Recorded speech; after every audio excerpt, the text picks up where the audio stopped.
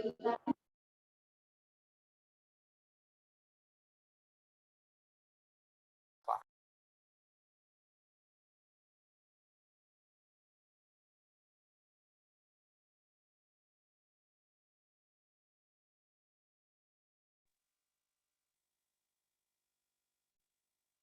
assalamualaikum. Waalaikumsalam Bapak. Oke.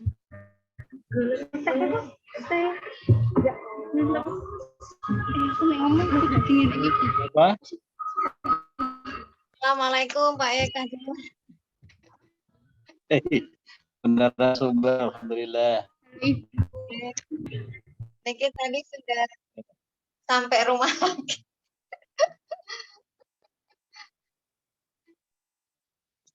Sudah ngejar biar di rumah saja webinarnya.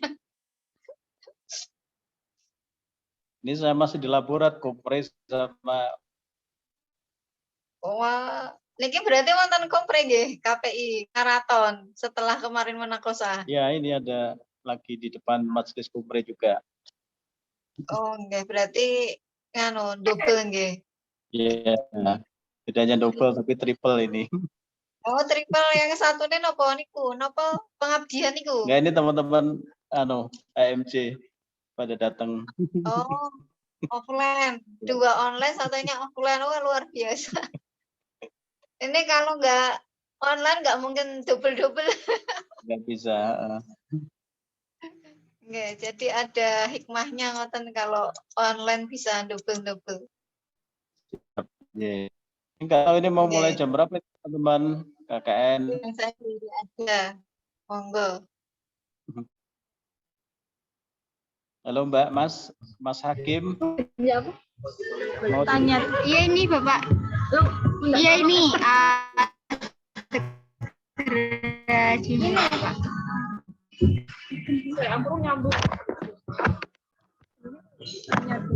Assalamualaikum warahmatullahi wabarakatuh. Yang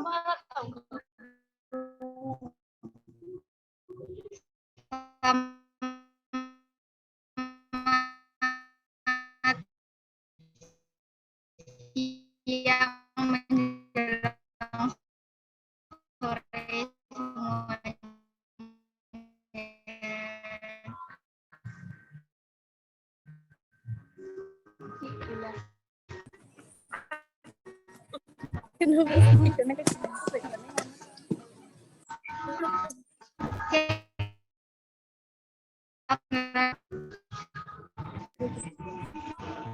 Halo, selamat sore semuanya.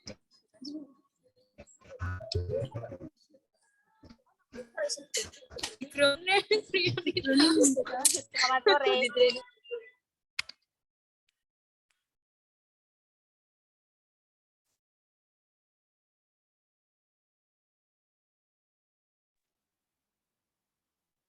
Ya bisa dimulai Mbak atau Mas.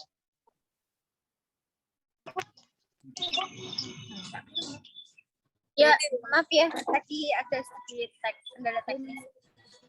Saya buka ya. Assalamualaikum warahmatullahi wabarakatuh. Selamat siang menjelang sore semuanya. Allah, panas. Ya emang sih. Bentar ya, saya cek suara dulu apakah suara saya terdengar.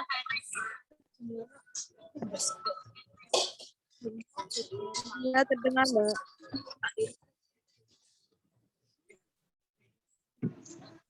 Dengar? Assalamualaikum warahmatullahi wabarakatuh. Perkenalkan, nama saya Nidita Amelia dari kelompok 29, di mana pada sore hari ini saya MC pada webinar ini. Sebelumnya saya ucapkan terima kasih kepada seluruh peserta yang sudah join pada webinar pada sore hari ini. Pertama-tama marilah kita panjatkan syukur kehadirat Allah Subhanahu wa taala yang telah melimpahkan rahmat dan hidayahnya semua, sehingga pada sore hari ini kita dapat berkumpul bersama di acara webinar yang diadakan oleh kelompok KKN 29 yang ada di Zoom. Sebelumnya izinkan saya sebagai Master of Ceremony membacakan susunan acara. Yang pertama yaitu pembukaan, yang kedua sambutan-sambutan, dan yang ketiga yaitu penutup. Yang susunan acara yang pertama yaitu pembukaan. Mari kita buka acara webinar sore hari ini dengan bacaan Alhamdulillah bersama-sama. Bismillah bersama-sama. Bismillahirrahmanirrahim. Menuju acara yang kedua yaitu sambutan-sambutan. Sambutan yang pertama itu dari koordinator KKN RDR ke-77 kelompok 29 yaitu Saudara Hakim. Kepadanya saya persilahkan. Baik, terima kasih waktu Mbak Nindita Amelia. Yang saya hormati Ibu Dr. Emma Hidayanti, SOS MSI, dan Bapak Haji Muhammad Afandi, MAG, selaku sebagai DPL kelompok 29. Tak sungguh. Halo, tes. Halo. Halo. Tes 1, 2, 3. Dengar suara? Ayo. Dengar? Baik, saya ulangi. Yang saya hormati Ibu Dr. saya dan Bapak Haji Muhammad Afandi selaku DPL kelompok 29 dan teman-teman semua yang saya hormati. Sebelumnya terima kasih banyak kepada kalian semua yang sudah mau mengikuti webinar yang kami selenggarakan. Semoga kita semua bisa mengambil ilmu yang nanti Ibu Emma sampaikan. Dan saya di sini sebagai Ketua Koordinator kelompok 29 berharap agar acara ini berjalan dengan lancar dan semoga sukses sampai ke depannya. Amin. Ya Rabbal Alamin. Demikian, mungkin itu saja sambutan yang saya sampaikan. Selebihnya saya serahkan kepada moderator. Ya, terima kasih kepada koordinator 9. Untuk selanjutnya yaitu sambutan dari dosen pembimbingan yaitu Pak Andi kepada Pak Afandi. Saya persilakan. Oke, baik. Terima kasih. Terdengar suaranya, Mbak? Terdengar jelas, Pak. Terdengar jelas. Baik, terima kasih. Assalamualaikum warahmatullahi wabarakatuh. Alhamdulillah wa syukurillah, Allahumma salli ala rasulillah wa ala alihi wa sahbihi wa mawalah wa la khawla wa la quwwata illa billah ma ba'd. Yang terhormat narasumber kita Ibu Dr. Emma Hidayanti, yang saya hormati teman-teman panitia dari KKN Rekder dari Rumah ke-77 kelompok 29 yang saya hormati dan saya cintai, segenap peserta webinar di sore hari ini yang saya banggakan. Pertama tentu rasa syukur kehadirat Allah kita panjatkan atas nikmat rahmat Allah berikan kepada kita hingga di sore hari ini kita melaksanakan salah satu kegiatan akademik dan menjadi bagian dari kegiatan KKN RDR ke-77 kelompok 29. Tidak lupa salawat dan salam mudah-mudahan senantiasa tercurahkan pada baginda Rasulullah SAW yang selalu kita tunggu syafaatnya dan ilmu nanti, amin ya Rabbal Alamin. Atas nama Badan Pelaksana KKN LP2M, saya sebagai dosen pembimbing lapangan, tentu yang pertama menyampaikan apresiasi kepada teman-teman KKR 29 ya 29 yang sudah inisiasi untuk melakukan webinar dengan tema yang cukup menarik ini. Jadi tema terkait dengan mana peningkatan kesehatan mental terjadinya COVID-19 yang menimpa kepada kita semuanya. Jadi suasana COVID-19 ya, sebagaimana yang sudah kita lalui memang membuat banyak hikmah bagi kita. Jadi baik itu hikmah yang bisa membuat kita dalam konteks penggunaan teknologi misalkan.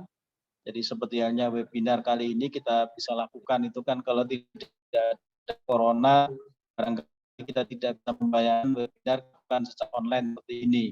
Dari berbagai tempat yang berbeda, ya narasumbernya bisa dari rumah, kemudian saya sekarang masih di kantor, termasuk juga teman-teman berada di tempat kediaman masing-masing gitu. Dan ini sekali lagi ini menjadi bagian dari hikmah yang kita terima karena corona itu. Jadi kalau dulu kita tidak mengenal Zoom, sekarang ada Zoom sehingga kita bisa meeting ya dalam waktu yang bersamaan di berbagai tempat dengan jumlah orang yang cukup banyak. Kita tidak perlu harus berkumpul di satu tempat. Ini hikmah yang kita terima salah satu di antaranya. Kemudian yang kedua tentu juga ada hikmah ataupun dampak yang negatif yang menimpa kepada kita semua gitu. Jadi suasana dengan datangnya pandemi kemarin kemudian tidak hanya sekedar aspek medik, kemudian orang sakit, kemudian tidak menjadi sembuh, tetapi bahkan meninggal, ada aspek-aspek psikologis yang ditimpa oleh masyarakat gitu. Jadi termasuk juga akibat yang ditimbulkan oleh pandemi COVID itu misalkan cukup banyak ya masyarakat kita yang kemudian kehilangan pekerjaan misalkan. Tadi saya mengikuti kegiatan konferensi yang dilakukan oleh pengabdian masyarakat. Sekarang ini ada sekitar 25 juta gitu orang yang kehilangan pekerjaannya akibat COVID-19 itu.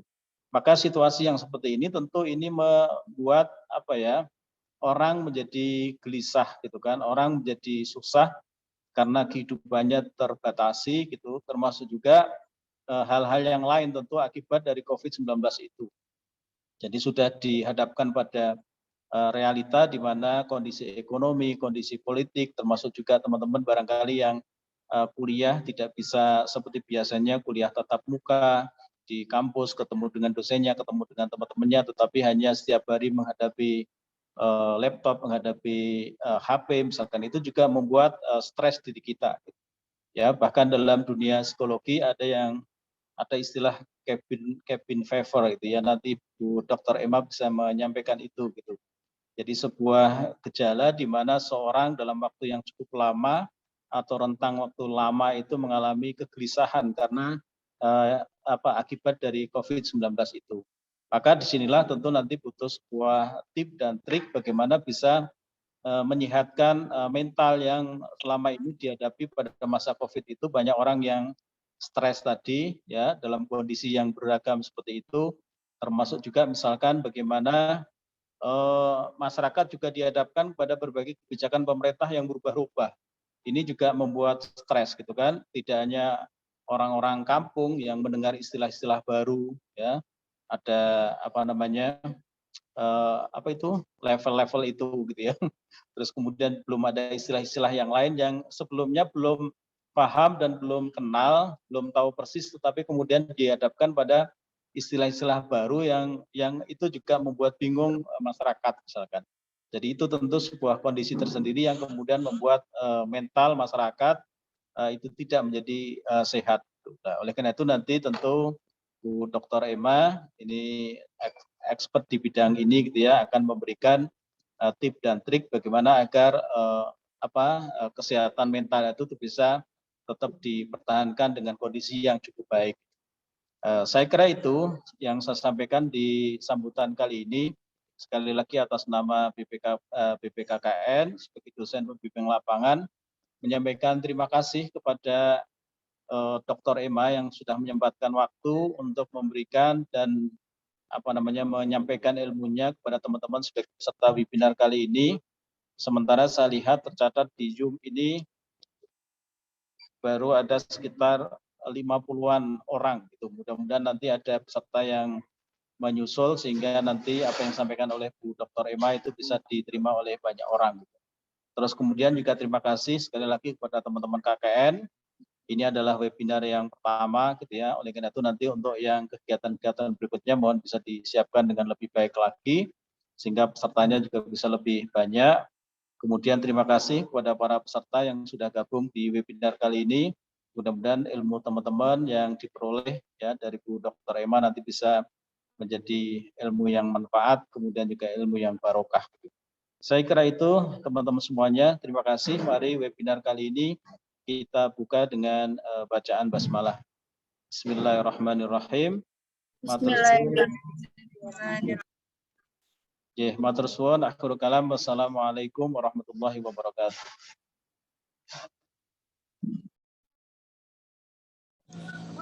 Ya, saya ucapkan terima kasih kepada Bapak Alfandi. Acara yang selanjutnya yaitu penutup. Mari kita tutup pembukaan webinar dengan tema meningkatkan kesehatan mental milenial menghadapi dampak COVID-19 ini dengan bacaan Alhamdulillahirabbil alamin. Ya, untuk selanjutnya, untuk menyingkat waktu, langsung saja kita masuk kepada inti acara yaitu webinar. Sebelumnya, izinkan saya membacakan CV dari moderator kita pada sore hari ini. CV. Nama Hana Urfi Ardani, tempat tanggal lahir Surakarta 11 Mei 2000, alamat Salatiga.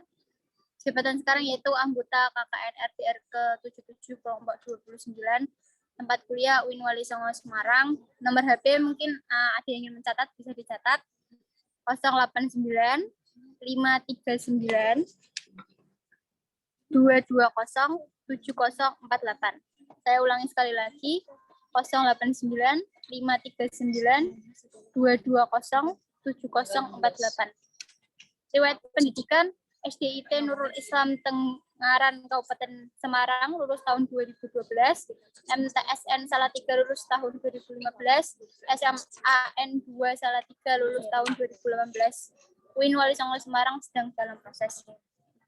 Pengalaman organisasi, Sekretaris HMC Hukum Ekonomi Syariah, Pemiran Syariah, pengurus ASESI Jawa Tengah dan DIY, dan anggota Santripreneur Indonesia.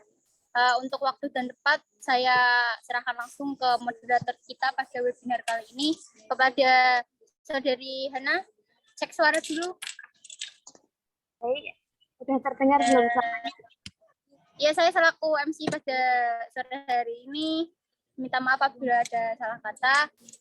Untuk inti acara di webinar ini, saya langsung serahkan kepada moderator kita, yaitu Saudara Hana. Kepada Saudara Hana, dipersilakan. Baik, terima kasih kepada Mbak Nindita sebagai MC. Sebelumnya, Assalamualaikum warahmatullahi wabarakatuh. Yang terhormat kepada Ibu Dr. Emma Hidayanti, SS MSI. Yang terhormat kepada dosen pembimbing lapangan kelompok 29 Bapak Alfandi. Yang terhormat koordinator kelompok Abdul Hakim, dan juga peserta yang telah hadir dalam peserta webinar pada kali ini. Kali ini kita mengangkat tema yaitu meningkatkan kesehatan mental milenial dalam menghadapi dampak COVID-19. Jadi masa pandemi ini kan kurang lebih sudah kita lalui hampir 2 tahun. Jadi banyak sekali dampaknya, terutama bagi mahasiswa atau kalangan milenial, seperti masalah akademik yang biasanya kita itu berangkat ke kampus, bertemu teman-teman yang jadinya bertemu banyak orang, jadi di rumah saja dan dipenuhi dengan banyak-banyak tugas yang biasanya itu lebih mudah karena dikerjakan bersama-sama, berkelompok dengan teman, jadi dikerjakan sendiri gitu. Dan belum lagi masalah-masalah yang bukan hanya akademik, biasanya juga mengalami masalah yang di luar non-akademik, bisa dengan masalah keluarga juga pasti ada atau apa seperti itu, yang membuat psikis kita itu jadi terganggu tidak seperti biasanya, karena memang pandemi ini sebelumnya belum pernah kita rasakan, jadi memang benar-benar membuat psikis kita berbeda dari yang biasanya. Nah, untuk yang lebih lanjutnya mengenai pembahasan dan solusi dari dampak COVID yang kita alami secara langsung, saya akan selanjutnya akan disampaikan langsung kepada pemateri kita, Dr. Emma Hidayanti, SS MSI. Berikut saya bacakan CV-nya terlebih dahulu.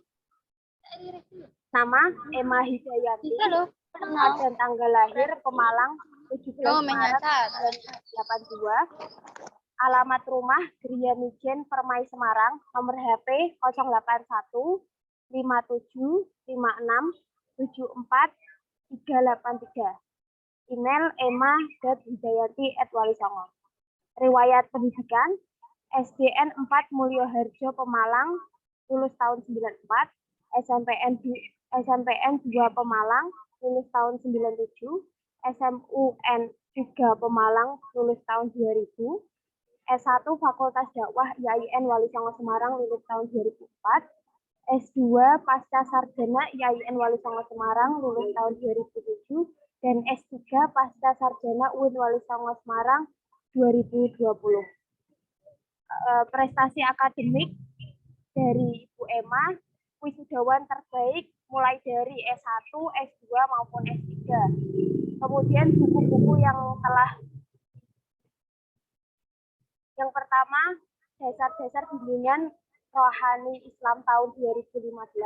Yang kedua, model bimbingan mental spiritual bagi penyandang kesejahteraan sosial tahun 2014. Pengalaman penelitian ini banyak sekali, saya sebutkan beberapa, yaitu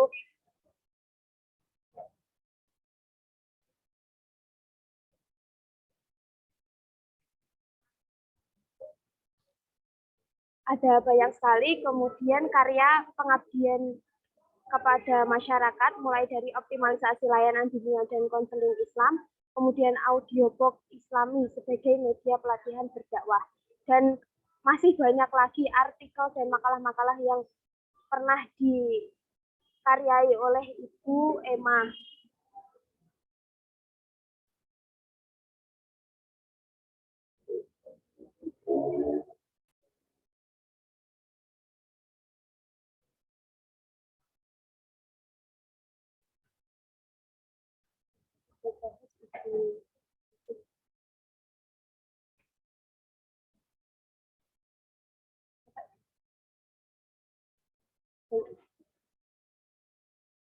Selanjutnya akan saya persilahkan kepada Ibu Emma Hidayanti untuk menyampaikan materi yang disampaikan.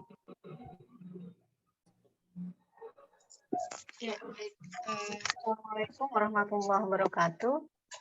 Suara saya bisa didengar jelas, adik-adik? Bisa, Ibu. Jelas ya, baik. Mohon maaf, saya harus double.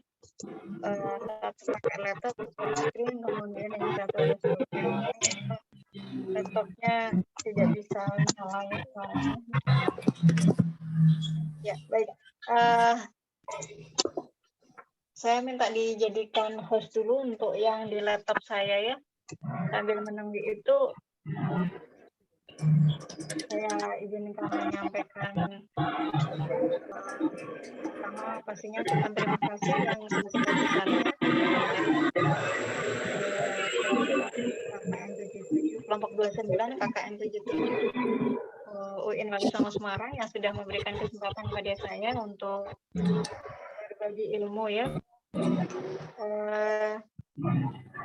Dan ini sebuah penghargaan yang luar biasa. Kemudian yang kedua juga saya sampaikan terima kasih dan salam hormat saya kepada Bapak, saya biasanya beli Pak Kajur KPI karena beliau kebetulan Bapak M. Alfandi ini Ketua Kajur di jurusan Komunikasi Penjelasan Fakultas Dakwah dan Komunikasi, dan saya masih ingat betul dulu ketika saya kuliah di Fakultas Dakwah tahun 2000, saya diajar beliau di mata kuliah Geografi Islam ya. Waktu itu masih ingat banget saya membahas tentang Islam. Ingat sekali. Terima kasih Bapak. Saya izin screen dulu. Ya, adik-adik para peserta webinar yang saya hormati, sudah bisa dilihat ya mudah-mudahan screen saya.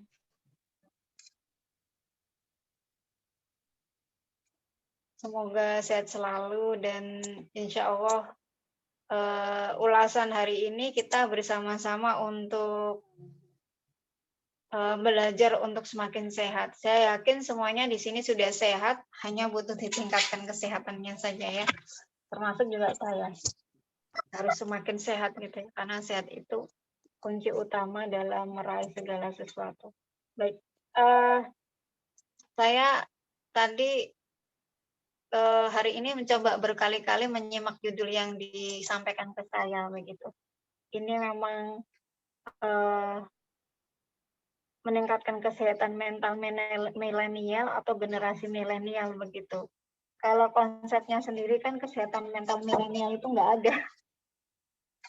Jadi mungkin asumsi saya mungkin meningkatkan kesehatan mental menghadapi masa COVID di kalangan generasi milenial. Atau ya ini saya kemudian mencoba utak-atik mungkin tadi dari pengantar yang disampaikan oleh moderator ya, saya kira ini kaitannya dengan kesehatan mental dalam menghadapi kesehatan mental generasi milenial mungkin begitu, sehingga kemudian di judul saya tambahkan sedikit meningkatkan kesehatan mental generasi milenial menghadapi COVID-19. Kira-kira begitu ya. Ada 3 hal yang diamanatkan kepada saya, katanya kemudian bagaimana kita bisa mempelajari apa itu kesehatan mental, kemudian kita juga akan dari tor yang disampaikan, kita akan mencoba melihat bagaimana kemudian hubungan agama dengan kesehatan mental. Kemudian kira-kira hal-hal apa saja yang kita bisa lakukan untuk meningkatkan mental kita. Baik, sekedar pengantar dulu, tadi sudah disampaikan oleh Bapak Hakim Alfandi MAG kaitannya dengan COVID seperti apa. Tadi pagi saya juga sempat membaca postingan dari Pak YK Jur KPI di Fakultas Dakwah dan Komunikasi, meskipun saya tidak komentar, ada satu berita yang bagus. Ternyata Indonesia menjadi salah satu menjadi negara yang sangat baik dalam penanganannya terhadap COVID-19 ya. Ketika kita mungkin melihat ada 10 negara Asia Tenggara ya, kita termasuk nomor 1 begitu. Artinya kan banyak prestasi atau kemampuan yang luar biasa dari negara ini, baik pemerintah maupun masyarakatnya untuk bersama-sama menangani COVID-19. Ada beberapa catatan yang coba saya cari di beberapa jurnal, meskipun jurnalnya ini sudah terlewat 1 tahun yang lalu ya. Sejak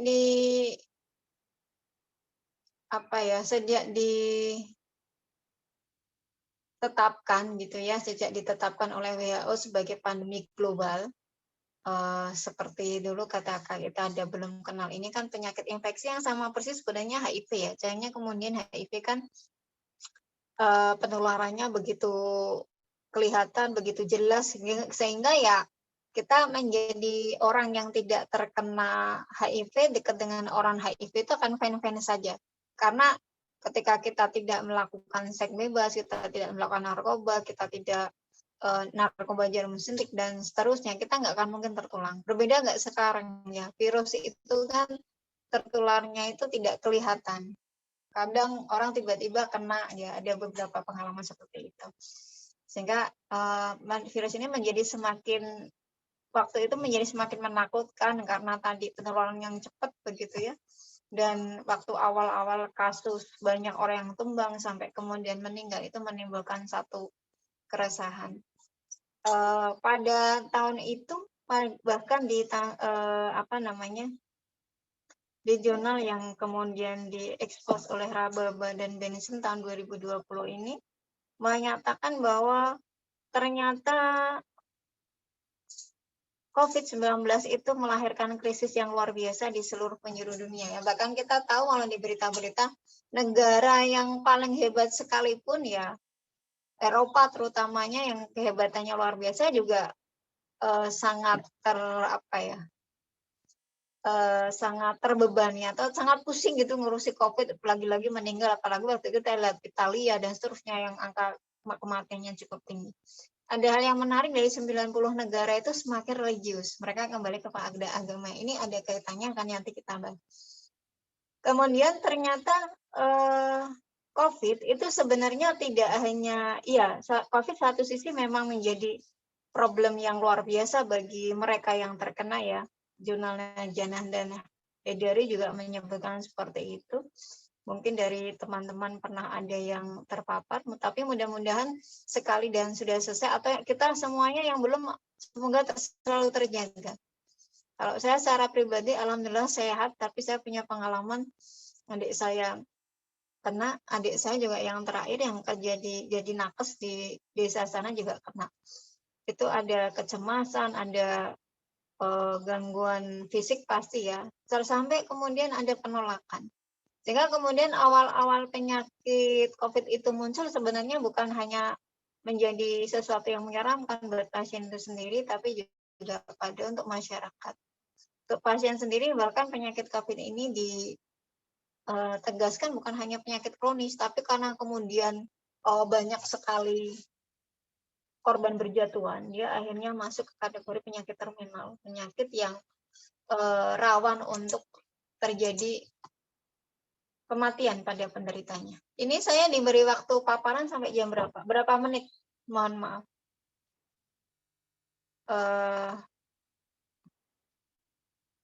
Moderator, Mbak, siapa tadi? Saya kok nggak mau. Ya. Suara saya masih jelas terdengar? Masih, Bu. Ya.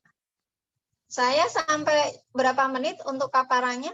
20 sampai 30 menit atau insya Allah nanti lebih cepat ya. Ya. 40 menit.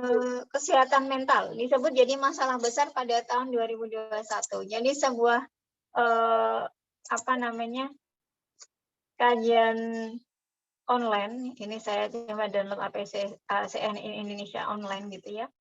Ada satu kajian dari pakar ya, seorang presiden American Public Health Association. Dia menyampaikan bahwa pada tahun 2001, tahun kedua COVID ini mengalami kekurangan pasokan ekonomi, ketakutan terhadap penyakit, semua rutinitas kita menjadi terganggu. Tetapi ada kesedihan yang nyata dalam semua itu. Jadi ada gangguan kesehatan mental ya. Ini yang menjadi utama. Jadi tadi sekali lagi bukan hanya untuk penderitanya, tapi kita hanya untuk para masyarakat. Jadi masalah kita akan mengaitkan dengan kesehatan mental sebenarnya konsepnya seperti apa, dan kemudian apa sih yang menjadi tantangan di masa pandemi. Pastinya di masa pandemi kesehatan mental menjadi semakin luar biasa ya, karena tadi kita sudah paham semua dan sudah merasakan bagaimana kemudian pandemi ini berdampak secara sistemik, bukan hanya kita yang sehat, tapi bukan kita soal kesehatan atau soal fisik, tapi juga berbagai aspek. Itu yang menjadi penting untuk dipahami. Baik, untuk sebelum, karena kita membahas generasi milenial juga, saya tadi sudah kirimkan satu buku PDF ke panitia. Nanti bisa di-share agar adik-adik paham ada generasi milenial, ada generasi Z, ada generasi X, dan seterusnya. Saya kadang itu bingung ini sebenarnya opo gitu ya. Tapi saya tadi ada satu buku yang saya jadi rujukan. Bagaimana kemudian gambaran generasi milenial Indonesia. Jangan-jangan Anda sudah tidak termasuk milenial. Karena kalau Anda yang sudah terlahir lewat dari tahun 2000 itu sudah nggak milenial lagi. Tapi Anda sering menyebut, saya generasi milenial itu Anda. Ini coba akan kita lihat. Ya, ini dari sumber tadi, nanti mungkin panitia bisa men-share materi dari saya. Dari buku ini ada PPT yang menurut saya menarik. Sekarang itu generasinya sudah alpha generation. Jadi generasi milenial itu mereka yang lahir itu sebenarnya di kisaran tahun 80-an ya, sampai dengan tahun 2000. Ini ada beberapa hasil penelitian terkait dengan kapan sih generasi milenial ya. Ini cukup banyak para para pakarnya. Tapi kemudian disimpulkan, nanti bisa baca sendiri lebih detail di buku yang tadi saya sampaikan. Ada generasi X, generasi Z, ya. Konsep generasi milenial Indonesia, kebetulan judulnya tadi bergenre tentang profil generasi milenial Indonesia. Ini dikeluarkan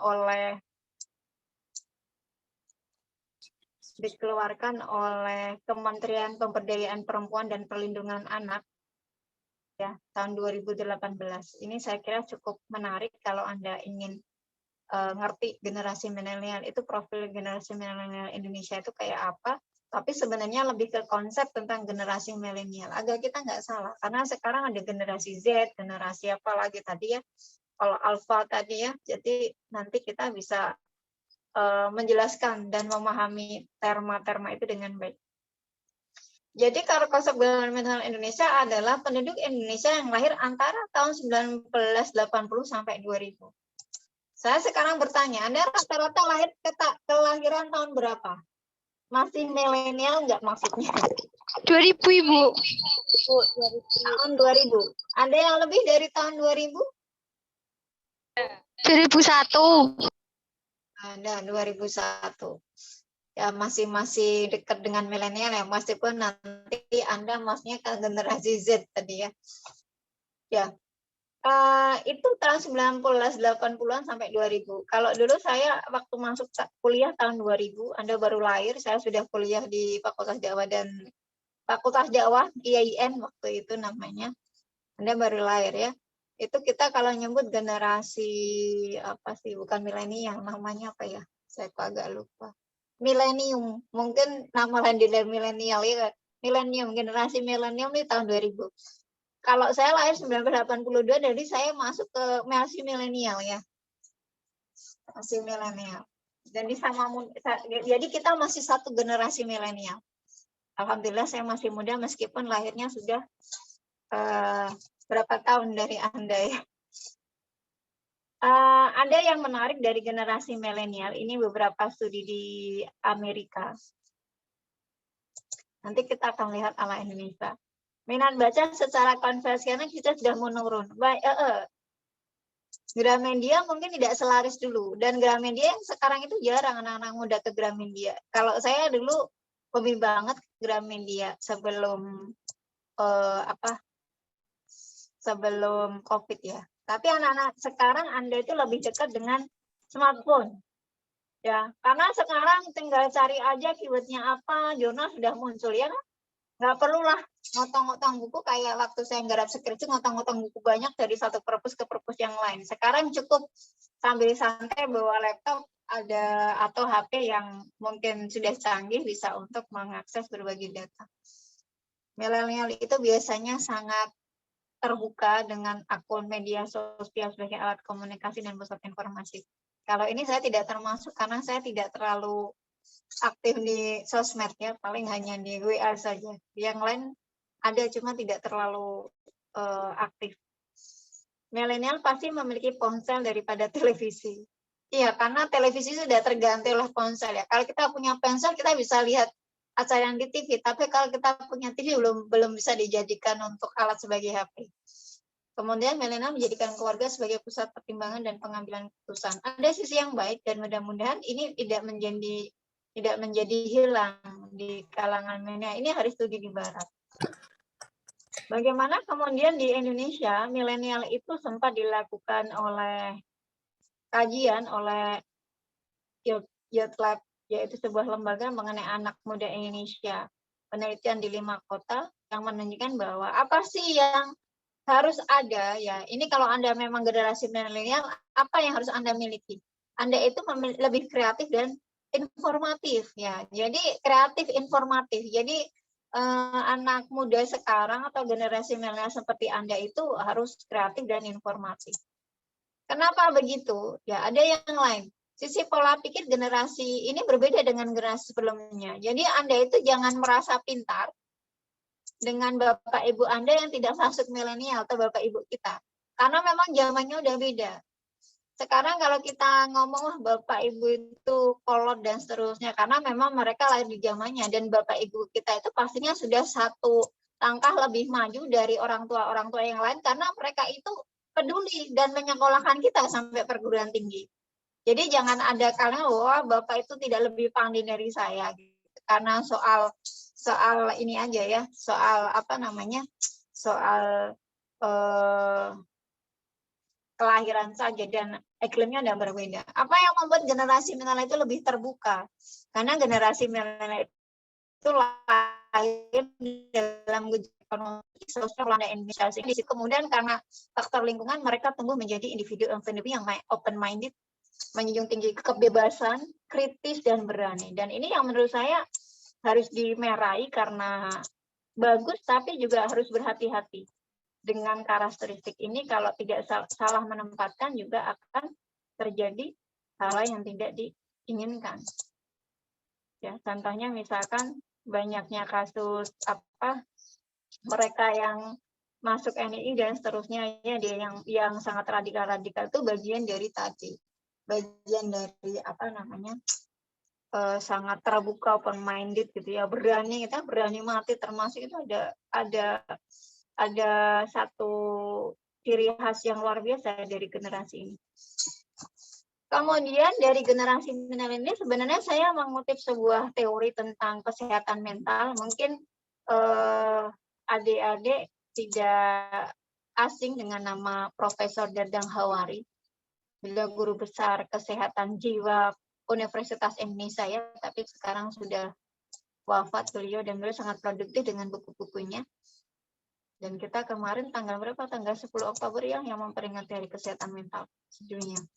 Prof. Dadang Hawari itu sempat menyebutkan bahwa ternyata generasi milenial itu dekat dengan modernisme ya, modernisme. Ada satu istilah yang kemudian melanda krisis manusia modern. Jadi satu sisi generasi milenial itu punya banyak punya banyak kelebihan. Tapi sisi lain yang tidak boleh luput dari zaman ini, yang zaman modern yang dihadapi generasi milenial ada agony of modernization. Azab sengsara karena modernisasi yang berupa ketegangan psikososial di masyarakat. Kita sekarang sedang masa ketegangan psikososial. Salah satunya disebabkan oleh pandemi COVID ya. Cirinya di agony modernization itu kita setiap hari tahu meningkatnya angka kriminalitas, kekerasan, perkosaan, judi. Kan hari ini ada kasus-kasus pelecehan seks anak banyak, penyalahgunaan narkoba, minuman keras. Itu tidak pernah hilang ini sampai kita titik ini ya. Promiskuitas biasanya sering terjadi pada anak-anak muda, usia remaja. Prostitusi, bunuh diri, gangguan jiwa, dan yang lainnya. Gejala ini disebabkan karena masyarakat itu intensitas dan eksistensinya berbagai disorganisasi sosial masyarakat. Jadi situasi disorganisasi dan disintegrasi sosial di masyarakat itu cukup mempengaruhi bagaimana kemudian munculnya krisis manusia. Makanya sekarang digalakkan di UIN itu ada moderasi beragama yang dalam bagaimana kemudian kita bisa menjadikan integrasi lagi di kalangan masyarakat yang berbeda agama. Itu menjadi penting. Nah, COVID ya, ini COVID sebenarnya bagian dari ini ya, bagian dari salah satu faktor yang menyumbangkan ketegangan psikososial di masyarakat. Kenapa gitu ya? Karena COVID itu bukan hanya masalah kesehatan bagi mereka yang sakit, tapi masalah kita semua. Bahkan di beberapa jurnal yang muncul itu orang ketika masang COVID, ya. Ada satu penelitian bahwa ternyata ketika tingkat kecemasan depresi masyarakat Indonesia pada Mei 2020 tahun yang lalu oleh survei Meter 2020 ini ternyata memunculkan 55 gangguan kecemasan dan 58 gangguan depresi. Semuanya hampir pada usia produktif seperti kita ya. Saya 39 masih usia produktif seperti Anda. Lah, apa yang kemudian menyebabkan mereka stres dan seterusnya ya? Stres itu apa itu? Keinginan akan jadi diri, kehilangan pekerjaan. Ini orang itu bisa punya gangguan mental, depresi, atau kita awal dengan stres cemas itu karena ada stresor psikososial, yaitu segala sesuatu yang menyebabkan stres atau beban pada diri seseorang. Bisa pilihan pekerjaan, jabatan, penyakit, bahkan ya konflik dengan keluarga, bencana ya. COVID ini menjadi bencana global. Ini banyak banyak banyak ragamnya. Kemudian kita sampai kepada satu psikososial, sesungguhnya ini tidak hanya menyebabkan mental atau fisik seseorang yang sakit. Ada stres, ada ketakutan gitu ya, ada khawatir dan seterusnya. Tapi juga ketika kita stres atau pada masa seperti ini, kita juga dihadapkan pada sakit fisik bagi mereka yang sakit fisik. Tapi bagi kita yang sekarang sedang sehat, kita perlu cek kesehatan psikis kita kayak apa. Mudah-mudahan kita terhindar dari semua ini sehingga kita dikatakan sehat secara mental. Ya, sehat itu kayak apa? Sehat itu adalah undang-undangnya. Sehat itu sehat fisik, mental, spiritual, dan sosial yang memungkinkan seorang hidup produktif secara sosial dan ekonomis. Ini sehat. Ya, kalau WHO, kesehatan itu adalah kesejahteraan fisik, mental, sosial, bukan hanya ketiadaan penyakit atau cacat. Jadi sudah jelas ya, sehat itu bukan sesuatu yang bersifat physically saja, tapi juga harus bersifat spiritual, sosial, dan juga mental atau psikologis. Sebenarnya banyak ya konsep tentang kesehatan mental kayak apa, mungkin nanti bisa dicek buku-bukunya sendiri, ada Kartono paling populer, Serlang Gulung, buku-buku lama tapi juga masih cukup signifikan, dan beberapa buku baru tentang kesehatan mental. Tapi saya tertarik dengan bukunya, ini asli orang Indonesia, tentang karakter pribadi yang sehat mentalnya, kajian psikologi dan agama. Jadi orang yang sehat tadi kan bukan hanya soal fisik, psikis, sosial, dan moral. Ini sudah satu kesatuan yang utuh yang terlihat ya. Dari orang yang sehat sehat itu kayak apa? Fisiknya oke, psikis, sosial, moral, dan religius. Kemudian karena ini kita bicara kesehatan mental, nanti adik-adik bisa cek sendiri kaitannya dengan saya sudah mengukur ya. Ini ada satu cek periksa gratis kesehatan mental Anda gitu. Nanti bisa dicek. Tadi saya sudah kirim linknya juga ke panitia, nanti bisa dibagikan tentang depresi, kecemasan, dan skala stres. DAS 21. Ini linknya ini bisa dicek Anda depresi atau enggak. Saya sudah ngisi karena belakangan saya memang merasakan sangat kayak orang mental saya sehat nggak sih gitu ya, karena mungkin banyak pekerjaan gitu ya, usia yang semakin bertambah gitu ya. Ternyata alhamdulillah kalau saya kemarin ngisi, ini isian saya. Ini kalau kita ngisi tadi, nanti kita ada raportnya di raportnya di ini ya, di email. Ini raport emailnya saya buka, nah hasilnya ini. Masih aman. Nanti terakhir kita disuruh ngisi tahun berapa, lahir berapa gitu ya. Ini depresi resiko rendah, kecemasan resiko rendah, stres resiko rendah.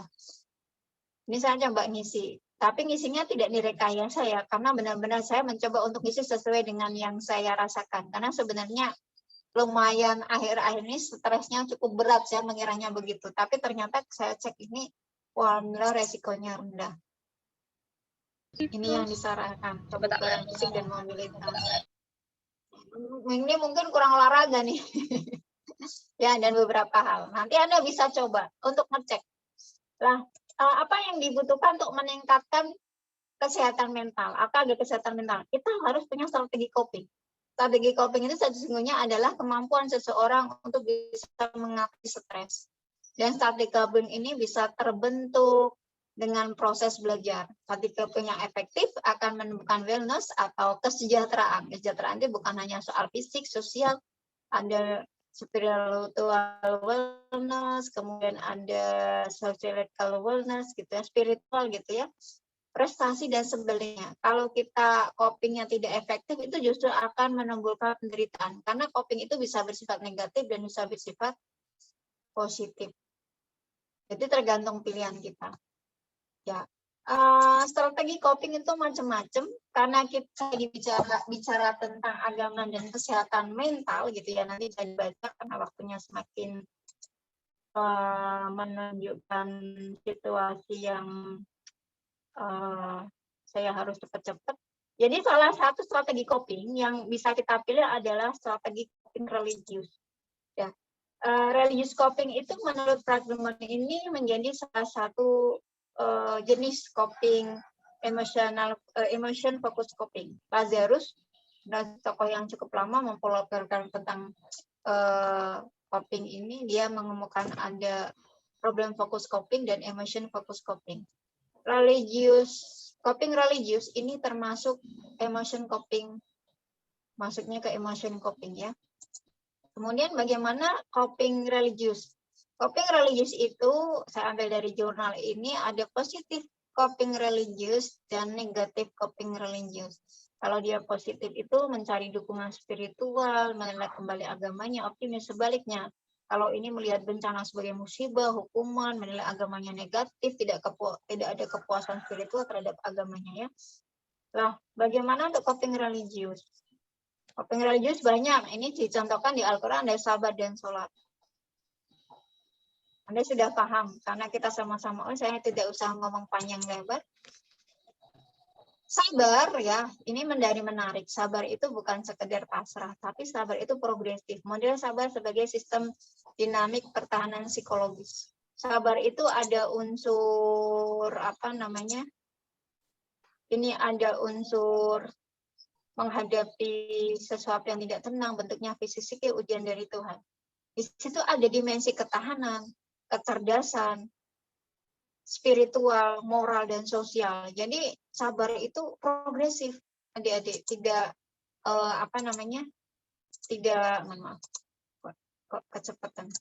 tidak statis begitu ya. Jadi kalau orang sabar ya dia akan ada usaha. Outputnya dari sabar itu apa? Outputnya ini. Dia itu emosionalnya kokoh, kuat, tawakal, tidak mudah putus harapan, pemecahan masalah, ada ketekunan, ketabahan gitu ya. Penuh pengertian, lapang dada. Ternyata luar biasa ya orang sabar itu. Jadi sabar itu kalimat yang ringan tapi sebenarnya maknanya luar biasa.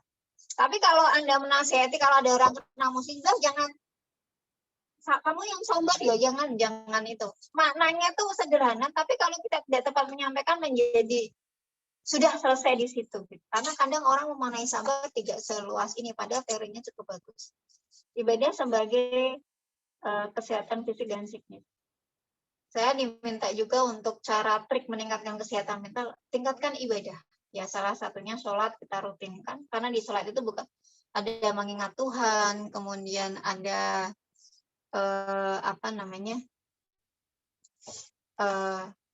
katarsis diri, Anda bisa bercerita, ada Allah sebagai absen konselor yang konselor yang tidak hadir, tapi kita merasa ada dan bercerita. Itu akan plong. Ada zikir dan doa karena di situ ada terapeutik. Ada relaksasi, ada hidroterapi. Ini ada dari bukunya Agus Tangkan tentang sholat khusyuk. Kemudian membaca Al-Quran, pasti ya Anda sudah paham. Kemudian sholat itu meningkatkan ketahanan imunologi tubuh. Imunologi tubuh kaitannya dengan imunitas. Adik-adik, mari kita lihat bahwa sesungguhnya dalam diri kita itu luar biasa. Allah itu sudah menciptakan dengan sangat luar biasa manusia itu, kita itu punya hormon-hormon bahagia. Kita punya hormon dopamin, serotonin gitu ya. Endorfin dan seterusnya, ini adalah hormon bahagia dalam tubuh kita. Sehingga sebenarnya ketika kita tertimpa apapun, dalam kondisi apapun, sebenarnya sangat kemampuan kita untuk meningkatkan diri menjadi mental bahagia atau sehat mental itu gampang. Karena sebenarnya manusia sudah diciptakan oleh Allah ada 4 hormon bahagia. Bagaimana cara mendapatkannya? Sederhana, dopamin. Makan enak, tidur cukup, olahraga, meditasi. Meditasi itu kalau orang tidak beragama. Kalau kita beragama, meditasinya bisa berzikir. Kenapa orang yang ikut tarekat betah dan mereka bahagia meskipun suruh baca banyak, mereka kebahagiaannya keluar. Dopaminnya itu ada. Kemudian endokrin, tertawa, mendengarkan musik, makan coklat ya. Makanya kemudian kalau Anda hari Valentine ngasih coklat, itu sebenarnya agar pasangan Anda atau teman Anda bahagia ya. Mendengarkan musik itu menjadi salah satu cara. Tertawa gitu ya. Kadang orang kurang tertawa juga kayak sarafnya kurang ini ya, saraf wajahnya itu kayak tidak bergerak sehingga kemudian kok wajahnya kusut banget. Kalau sudah melihat begitu, cobalah latihan untuk tertawa. Terus setidaknya nonton yang lucu nggak ada tertawa. Oksitosin sering disebut hormon cinta. Oh, ini cinta itu berpelukan ketika ada ketemu teman ya, cipika-cipiki, meskipun sekarang sudah nggak ada ya tradisi itu, kadang-kadang berbagi cerita main dengan hewan peliharaan gitu. Karena banyak sekarang orang COVID itu dilarikan begini, melakukan kebaikan. Ini salah satunya, orangnya suka bersedekah. Kenapa kemudian ada efek dia bahagia dan sedekah itu menjadi salah satu faktor menyembuhkan penyakitnya ini karena ada hormon bahagia di situ, hormon cinta utamanya. Serotonin berperan mengelola suasana hati, berjemur di bawah matahari. Wah, ternyata kemarin kenapa berjemur di matahari untuk meningkatkan imun? Kalau bahagia pasti imunnya naik, serotoninnya naik, melihat pemandangan alam. Wah, kita butuh refreshing nih. Di situ agar muncul serotonin. Jalan-jalan hal yang sederhana. Berdoa dan ibadahnya kita pasti ya setiap hari. Di situ ada pengelolaan suasana agar tidak cemas dan seterusnya. Banyak hal pesan agama di otak ini seperti ini. Karena waktunya semakin mepet, saya mungkin tidak akan menjelaskan semuanya, nanti kita akan banyak diskusi, nanti bisa dipelajari sendiri. Ini narasi kalau kita pesan agama di otak ada, kita akan luar biasa bagaimana kemudian tubuh kita ini bisa berjalan begitu rupa agar kemudian menghasilkan sesuatu yang bisa menangkis tadi, agar tetap mentalnya sehat kayak apa. Ini di 3 menit terakhir insya Allah ini ada relevansi kesehatan mental dan kesehatan fisik. Ada satu cabang ilmu kedokteran namanya psikoneuroimunologi. Hubungan psikologi dan neurostaemun. Psikologi itu tadi kondisi psikologis, neuro adalah saraf-saraf, imunitas adalah berkaitan dengan tingkat imunitas tubuh. Psikologi yang positif, bahagia tadi ya, bahagia, cinta gitu ya, itu akan merangsang saraf-saraf dalam tubuh kita untuk menghasilkan beberapa enzim dalam tubuh kita, sehingga kemudian menghasilkan imunitas yang baik. Contohnya adalah misalkan kalau imunitas yang baik, salah satu ciri yang sederhana adalah kita itu kortisolnya rendah kalau dicek darahnya. Kemudian kalau CD4-nya naik, ini sudah pernah dilakukan di penelitiannya sholat tahajudnya Prof. Soleh, nanti bisa dicari dan dibaca sendiri. Bagaimana kemudian agama dan kesehatan mental, kesehatan jiwa, dan imunitas. Kita pakai 2 pendekatan keilmuan kedokteran.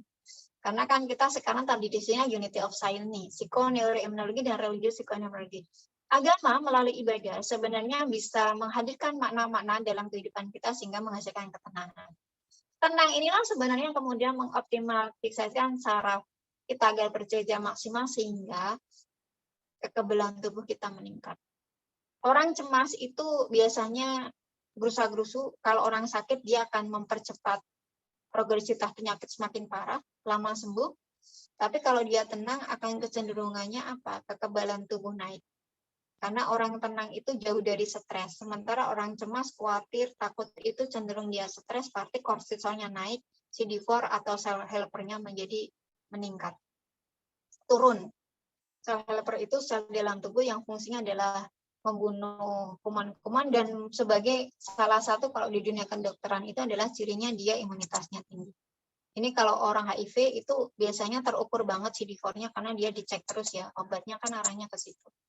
Ini baganya kira-kira. Kemudian banyak sekali penelitian yang bicara tentang Islamic prayer dan seterusnya sampai ke imunitas.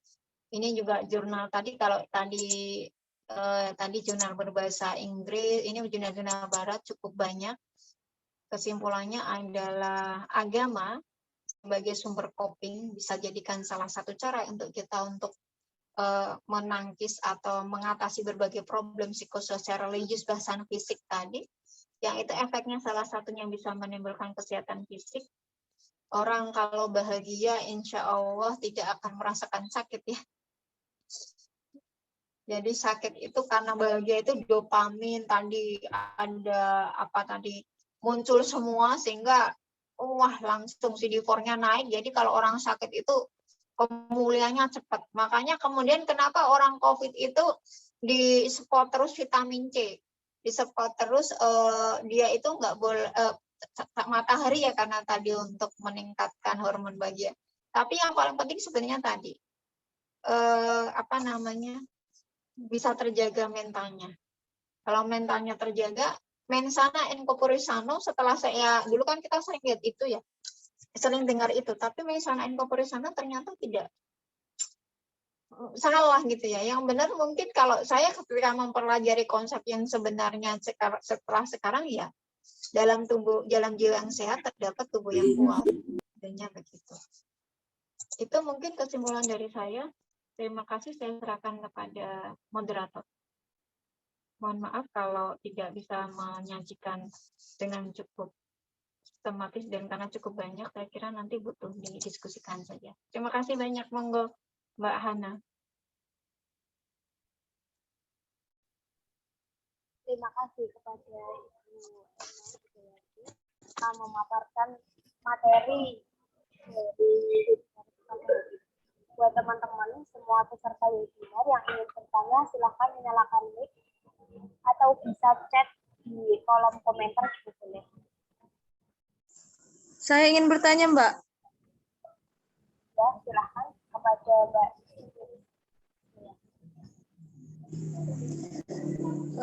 Terima kasih Bu Emma atas materinya tadi, tapi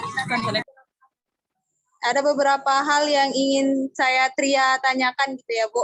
Yang pertama itu, kalau kita melihat sekarang itu kan kalau di rumah pasti mainannya HP, terus media sosial gitu ya, Bu, sama drama-drama Korea gitu ya, Bu, yang kadang tuh relate sekali dengan kehidupan kita gitu ya, Bu. Nah, ketika kita menonton gitu ya, Bu, video terkait hal itu, terus kita bicara sama diri kita gitu ya, Bu. Oh, ini relate sekali dengan kehidupan saya gitu ya, Bu. Akhirnya kita bakal jadi sedih juga gitu kan, Bu. Nah, itu bisa mengganggu mental tidak, Bu? Artinya bisa mempengaruhi kita nggak, Bu, sebagai ketika kita menonton hal-hal seperti itu? Gitu, Bu. Langsung saya tanggapi atau bagaimana? Ini tadi yang bertanya Tria ya. Oke. Bu, satu lagi, Bu, boleh, Bu? Silakan.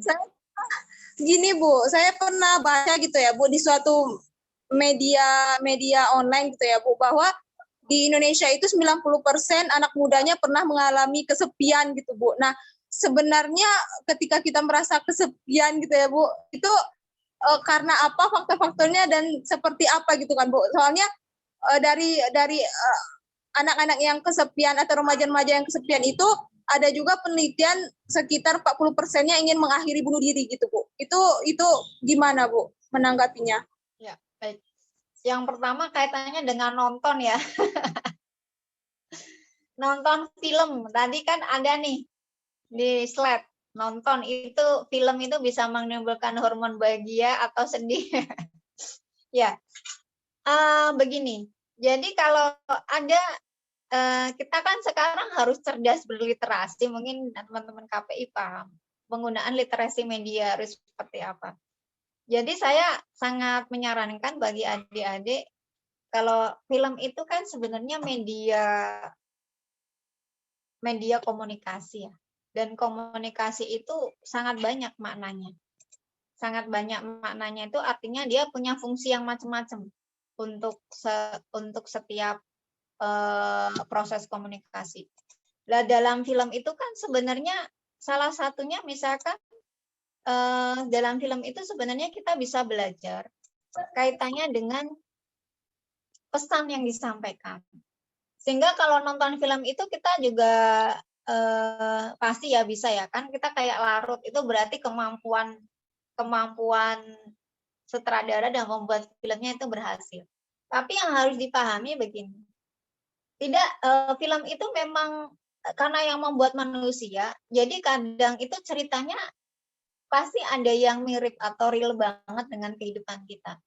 Tapi mungkin dari situ kita harus punya, ketika kemudian di film itu ada ending bahagia, artinya mungkin muncul optimisme ya. Wah, berarti aku bisa nih kayak gitu. Tapi satu sisi misalkan ternyata yang dialami sama kayak kita endingnya kesedihan, Anda bakal sedih, bakal baper mungkin ya, kalau kita perempuan kan gampang baper.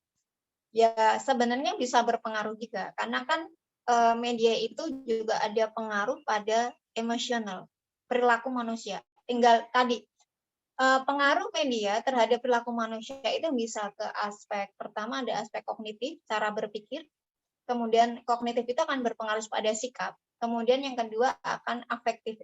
Ketika sudah ada sikap, pasti dia akan berperilaku. Karenanya kalau kita menonton film pun kita harus cerdas, karena kita harus yakin bahwa ketika film itu misalkan menghadirkan sesuatu, kita harus bisa menangkap film itu pasti punya makna, dan kita itu bisa mengambil hikmah dari, atau kita harus cerdas. Kira-kira apa sih yang bisa kita ambil? Tapi kalau cara kita menangkap film itu secara kognitif yang masuk ke kita itu sudah salah, atau seperti film itu yang endingnya akhirnya itu mungkin menyedihkan begitu, itu akan bisa berdampak pada perilaku. Bisa sikap dulu. Sikap itu munculnya adalah pesimistik misalkan. Oh ternyata kayak gitu ya, nanti begini ya, nanti begini ya. Itu akan menimbulkan pertama kognitifnya itu secara kognitif, karena ada pikiran-pikiran negatif. Setelah ada pikiran-pikiran negatif, nanti dia akan memunculkan sikap-sikap yang negatif juga. Itu bisa. Terus kemudian yang berikutnya, ketika dia sudah muncul sikap negatif, dia bisa sampai ke perilaku yang negatif juga. Sehingga kalau kita sudah ketika nonton film itu kita harus cerdas.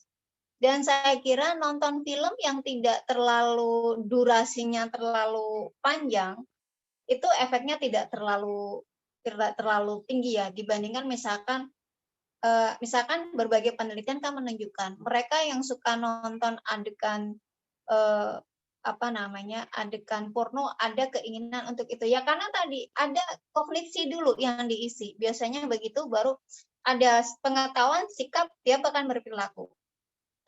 Menonton tayangan yang bersifat agresif atau kekerasan bisa memunculkan sikap agresif pada anak, itu kan juga ada tayangan, ada penelitiannya. Artinya ada sikap dulu, ada pengetahuan dulu, kemudian dia muncul sikap melakukan, kemudian sikap untuk sikap meyakini, itu baru kemudian dia berperilaku. Sehingga kalau kita sudah berhadapan dengan media seperti itu, kita harus cerdas. Kita kan dalam menentukan sikap, seperti tadi yang Tria, kita dalam menentukan sikap, kita itu tidak boleh terbawa arus. Kita punya dua hal dalam diri kita, internal dan eksternal. Pengetahuan kita, tipe kepribadian kita, Anda termasuk tipe kepribadian yang mana? Kalau tertutup itu biasanya orangnya itu gampang terpengaruh ya, introvert. Kalau dia terbuka itu, wah apa sih gitu, dia akan kepengaruhnya nggak lama. Kemudian kalau dari sisi internal, itu selain tadi dari media itu bisa mempengaruhi, dari sisi internal tadi tipe kepribadian, kemudian religiositas atau pendidikan kita, yang saya kira dengan usia yang sekarang ada semacam mental kedewasaan sudah muncul, sehingga saya yakin banget tidak akan mempengaruhi secara totally. Mungkin seketika itu di aspek kognitif oke. Tapi mungkin sikap, kok aku jadi gini ya, kenapa gitu kan? Tapi nanti sampai ke perilaku, itu pasti Anda akan berpikir panjang. Apalagi kemudian di situ mungkin Anda berada pada lingkungan keluarga yang sangat sangat menghormati norma, sehingga tidak mungkin akan melakukan hal yang sampai menyalahi aturan ketika kemudian, atau sampai berpikir yang lebih negatif sebagaimana di film tadi begitu ya. Sehingga menurut saya ketika dalam usia Tria yang sekarang, dinamika itu bisa terus dilakukan. Ya, jadi kita punya bekal agama juga, kita harus masuk pada pola perilaku yang kita tumbuhkan begitu, yang kita munculkan. Tidak serta-merta karena film itu kadang ya kalau realistis. Dan kita harus berpikir begini. Kalau saya berpikirnya pernah begini ya, kita kan masih kuliah. Hal yang gampang, satu masalah yang dialami seseorang itu kan akan ada strategi coping yang berbeda. Kalau tadi strategi coping pilihannya dengan satu masalah yang sama, contoh yang sering kita hadapi, misalkan adik-adik sering hadapi, remaja itu misalkan putus pacar, yang satu strategi copingnya jelek, ya dia akan ngedrop, akan stres. Tapi kalau dia strategi copingnya positif, walah sudah, mungkin nggak jodoh, nanti dapat yang bagus, udah berbeda gitu. Jadi masing-masing orang saya kira punya strategi coping itu, dan strategi coping itu bisa dipelajari. Jadi jangan tahu misalnya, oh saya terpengaruh, segeralah sadar, mencari bahwa oh bukan seperti itu, artinya masalah yang sama akan bisa diselesaikan dengan cara yang berbeda karena masing-masing diri kita punya bekal yang berbeda. Contoh yang sederhana ya, Anda dosen ini itu galak banget, jangan langsung kemudian percaya dan itu kemudian menghantui, karena itu tidak terlalu benar. Karena apa yang kita lakukan sekali lagi ya tadi ada dialog antara yang ada di dalam diri kita internal, faktor internal dan faktor eksternal. Kedua tadi faktor aliensi atau kesepian. Sebenarnya kalau kesepian ini bukan urusan, ini masalah yang sangat psikologis banget. Biasanya dialami para manula, hasil aliensi, ya dalam bahasa aliensi diri, kejenuhan, kesepian begitu. Kalau masa remaja itu kenapa kemudian cenderung kesepian ya? Secara psikologi perkembangan itu di usia-usia seperti adik-adik ini kan kebutuhan sosialnya, kebutuhan kontak dengan orang lain, kebutuhan untuk berafiliasi dengan kelompoknya, sebayanya itu sangat tinggi. Nah ini biasanya kalau dia tipologinya adalah orang yang sangat ekstrovert, dia butuh yang namanya keramaian. Tapi kalau yang orang introvert itu sepi itu fan-fan aja, bahkan menikmati begitu ya. Kalau ada orang yang kesepian sampai ada gejala bunuh diri, menurut saya kesepian untuk bunuh diri itu bukan salah. Kesepian kemudian bunuh diri itu bukan satu faktor untuk menuju bunuh diri. Biasanya orang yang sudah sampai ada keinginan untuk bunuh diri ketika dia tidak stres, cemas itu masih, kalau dia depresi. Kemungkinan dia depresi pasti ada, kalau dia sudah depresi, ada salah satu fase di mana kehidupannya dia akan sampai pada upaya untuk mengakhiri diri itu ada. Tapi kalau masih dalam stres tingkat biasa itu, saya kira dia tidak sampai seperti itu. Tapi kalau sudah ada usaha atau upaya untuk mencapai dia ingin mati, bunuh diri, itu sudah kategori depresi. Itu tidak hanya ditangani oleh psikolog, dia harus ke psikiater, harus diobati juga. Mungkin ada hal-hal saraf-saraf yang bagaimana yang kemudian itu memang harus ditangani secara obat, ditenangkan juga. Tidak cukup dengan konseling atau ngobrol begini, curhat begini, tidak cukup. Karena orang yang depresi itu biasanya tadi, dia punya problem yang luar biasa yang dalam dirinya tidak bisa terpecahkan. Biasanya stres stadium 4, kan stres itu macam-macam kalau Anda baca buku Dadang Hawari. Nanti dia stres stadium 1, 2, 3, sampai stres yang berat, sampai dia nanti bisa masuk ke depresi itu bisa. Kalau dia psikosis seperti orang gila itu mungkin tidak sampai bunuh diri ya, tapi dia sudah kehilangan ingatan, stres yang kemudian akhirnya ada lompatan dalam saraf dia, ada gangguan saraf, akhirnya dia bisa hilang ingatan. Tapi kalau depresi biasanya ada gangguan ketakutan dan dia itu kayak melakukan hal-hal yang salah satunya itu bisa merugikan diri sendiri. Kalau hanya kesepian yang biasa, mungkin karena biasa keluar, nggak bisa keluar, saya kira tidak menjadi satu-satunya faktor yang bisa mendorong orang untuk bunuh diri. Biasanya ada satu stresor psikososial atau faktor penyebab yang sangat kuat, yang itu biasanya sudah sangat menumpuk dan dia tidak berusaha untuk berbagi dengan orang lain. Jadi setidaknya kalau Anda pada tipologi orang yang introvert dan Anda itu biasa sepi, tapi ketika sudah tidak bisa menikmati kesepian itu, diusahakan untuk katarsis diri ya. Katarsis diri itu bagus untuk mengurangi tekanan. Jadi orang-orang yang banyak stres, kadang ke pantai, teriak, itu katarsis. Katarsis itu sebenarnya mengeluarkan sesuatu yang menjadi tekanan. Atau misalkan Anda dalam sholat, dia mau nangis-nangis, mau apa, boleh. Atau yang sekarang lagi populer itu adalah menulis, terapi menulis ya. Anda boleh menulis diary, ngamuk-ngamuk, karena buku nggak mungkin kan ngata-ngatain Anda juga. Kalau Anda memaki-maki teman, kemudian buku nggak mungkin jawab juga. Tapi kalau Anda maki-maki orang, bisa jadi konfrontasi, bisa jadi berkelahi, bisa jadi rame. Begitu. Kalau lo maki-maki di buku kan secara emosional keluar, kemudian ada tadi kelegaan yang bisa dilakukan. Sehingga kalau dia tidak hanya sampai pada beban yang ringan, ya maksudnya tidak terlalu berat, biasanya orang sangat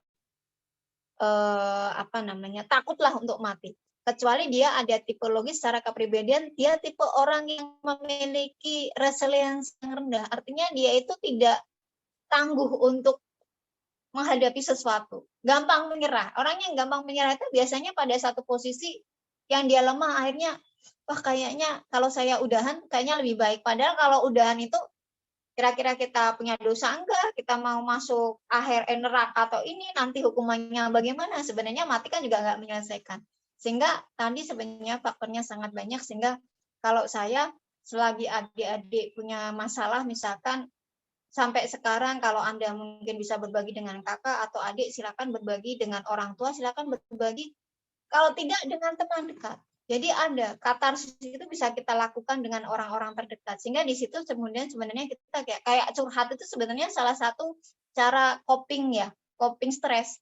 Mengeluarkan cerita kita kepada orang lain sebenarnya ini banget, lego banget ya. Apalagi perempuan.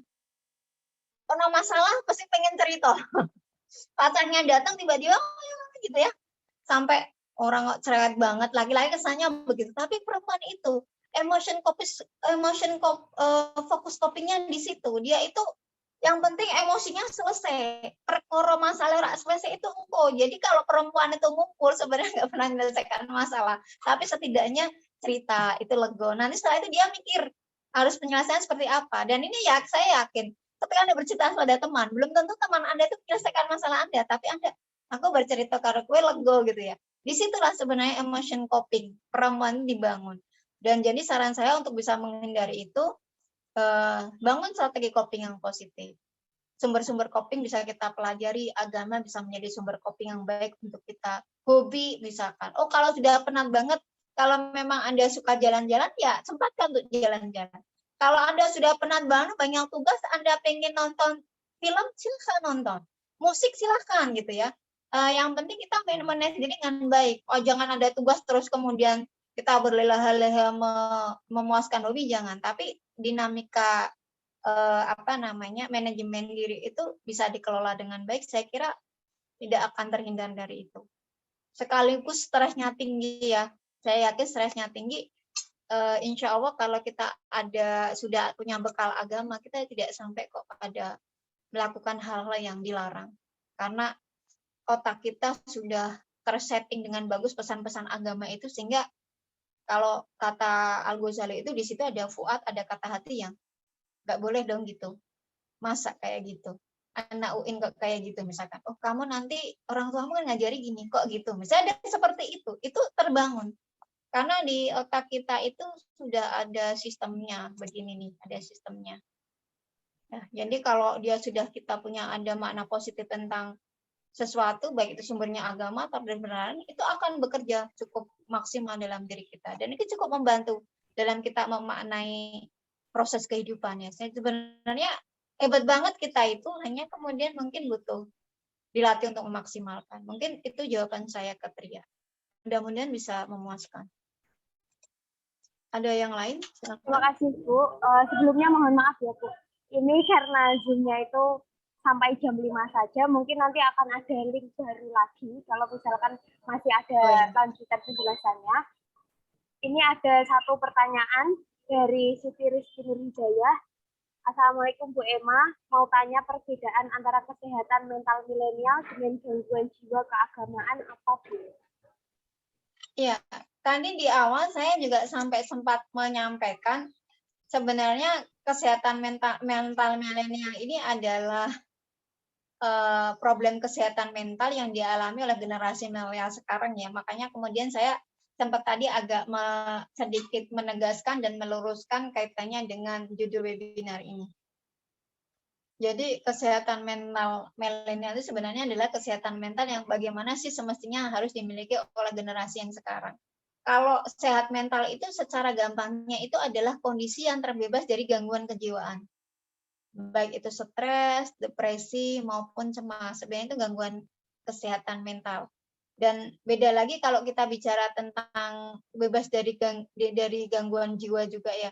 Beda kita kalau sudah bicara tentang apa namanya gangguan jiwa keagamaan itu kaitannya dengan perkembangan keagamaan kita. Contoh sederhana misalkan ada istilah dalam psikologi populer itu yang disebut dengan spiritual maladaptif atau gangguan spiritual. Jadi gangguan spiritual itu salah satu cirinya yang gampang itu misalkan adalah menyalahkan Tuhan, dia tidak mudah bersyukur gitu ya. Kalau Anda bicara gangguan jiwa keagamaan itu biasanya itu kita pelajari di buku-buku psikologi agama, nanti bisa dibuka. Itu kaitannya juga apa namanya? Dia itu bisa masuk ke sekte-sekte yang sesat, aliran-aliran yang sesat yang seperti itu. Itu juga bisa masuk ke gangguan jiwa keagamaan. Atau kalau dalam tradisi psikologi ya tadi ada yang namanya distress spiritual. Kalau saya bilangnya distress spiritual itu kaitannya dengan gangguan jiwa atau gangguan yang berhubungan dengan keyakinan kita. Kadang kan kita punya masalah kayak meragukan Tuhan gitu. Itu di situ sebenarnya ada gangguan masalah keagamaan kita.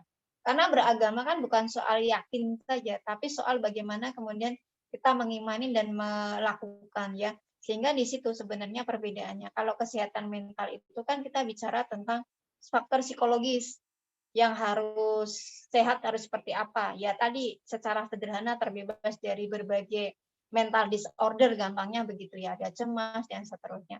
Tapi kalau gangguan kejiwaan, jiwa keagamaan itu kalau di buku-buku psikologi agama ya dia bicara bagaimana kemudian apa namanya keyakinan dia itu menjadi kurang apa ya kayak keyakinan yang tidak benar ya kayak misalkan tadi disorder di spiritual itu distress spiritual dia menyalahkan Tuhan kemudian menganggap penyakit itu adalah hukuman jadi kadang ada orang yang menganggap penyakit sebagai hukuman itu bisa jadi sebuah hal yang harus diluruskan karena itu akan berakibat pada seperti menyalahkan diri sendiri, hukuman Tuhan nggak sayang, akhirnya dia kayak putus asa atau putus harapan.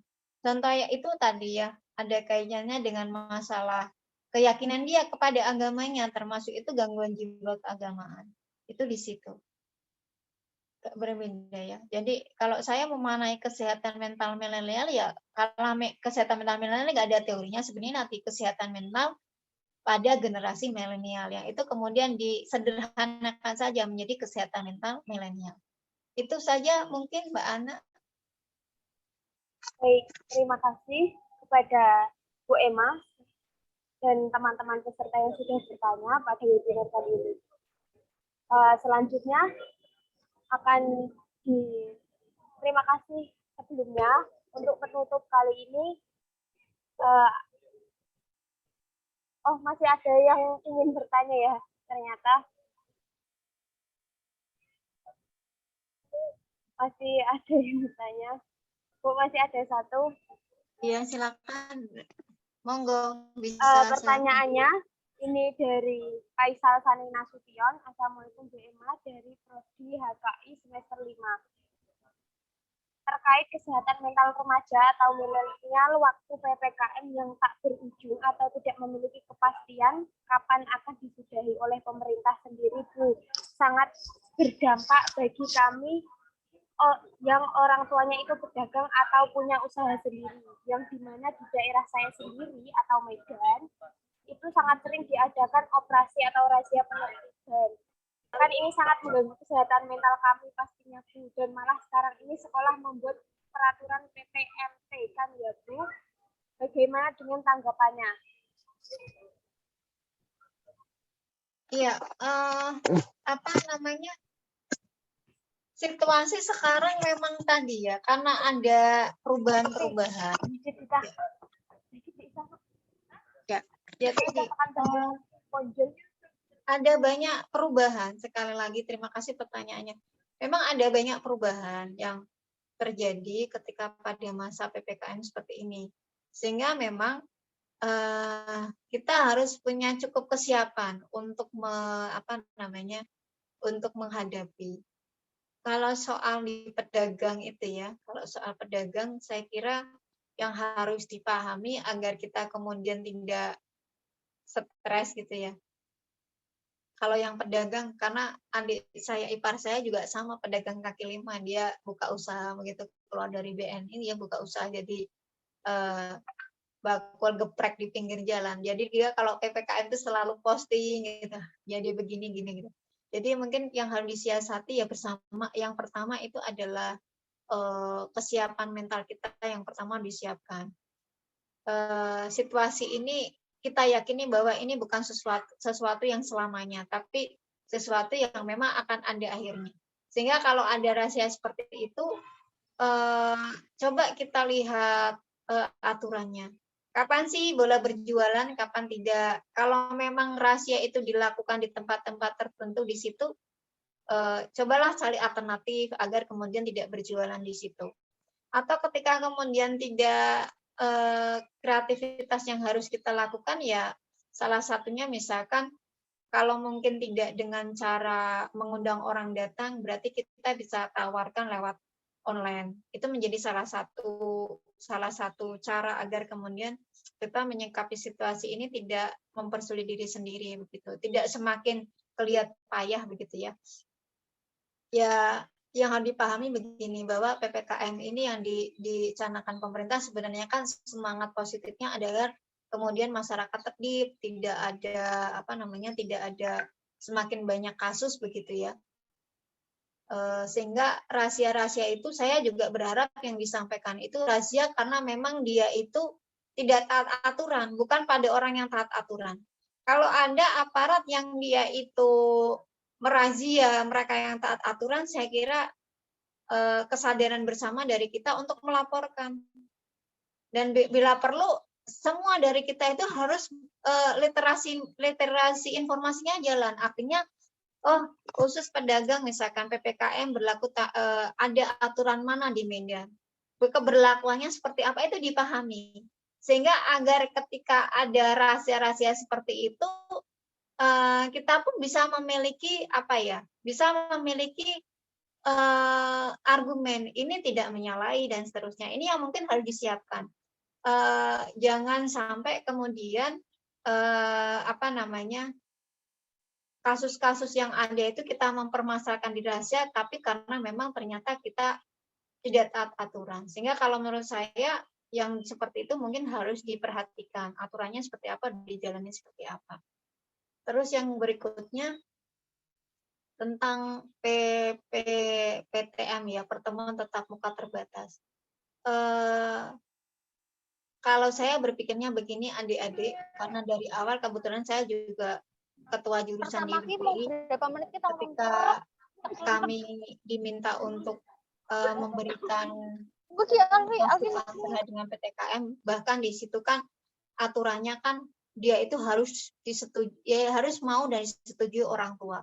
Karena saya juga mempertimbangkan mereka yang jauh, orang tuanya cukup bekal nggak untuk mengirimkan anak ke Jawa gitu ya kalau dari Medan. Kemudian nanti sanggupnya berapa, orang tua sanggup nggak gitu. Kalau tidak ya berarti artinya memang tidak menyetujui dengan persetujuan orang tua dan dengan pertimbangan tadi. Saya kira hal itu tidak perlu dibuat semakin harusnya kan saya bisa online dan seterusnya, bisa offline, tapi kok nggak bisa karena begini. Menurut saya hal seperti itu kita menyikapinya dibuat yang agak agak slow aja. Artinya kan mereka yang bersedia dan tidak harus kan untuk sekarang. Jadi menurut saya misalkan Anda dalam posisi di Medan dan orang tua belum mengirim, nggak masalah. Mudah-mudahan ketika memang saatnya harus pertemuan tatap muka yang 100%, semuanya sudah bisa normal, Anda sudah bisa orang tua siap, Anda siap, dan sudah bisa baik, mudah-mudahan ke sana bisa semakin menuju perbaikan. Kalau saya membuatnya begitu. Jadi jangan dibuat beban. Yang pertama, orang yang membuat mentalnya tidak sehat, kadang itu dia stres. Stres itu adalah beban yang dialami seseorang dalam hidupnya yang dianggap di luar dari kemampuannya. Jadi kalau ada beban nih, la yukallifu nafsan illa wus'aha gitu aja lah. Ya kawi ya matin, ya kawi maunya banyak support secara spiritual juga, tapi satu sisi cara berpikirnya itu yang menurut saya cara berpikir itu menjadi kunci ya. Kunci agar kita tidak semakin terperosok pada kondisi dan akhirnya mental kita menjadi tidak sehat. Wah, iki angel banget ya, saya sudah nggak bisa jualan di Nganu. Coba kalau masih, coba kita manfaatkan kalau misalkan orang tua Anda jualan dan Anda bisa membantu lewat online dan seterusnya, mulailah dibantu untuk online.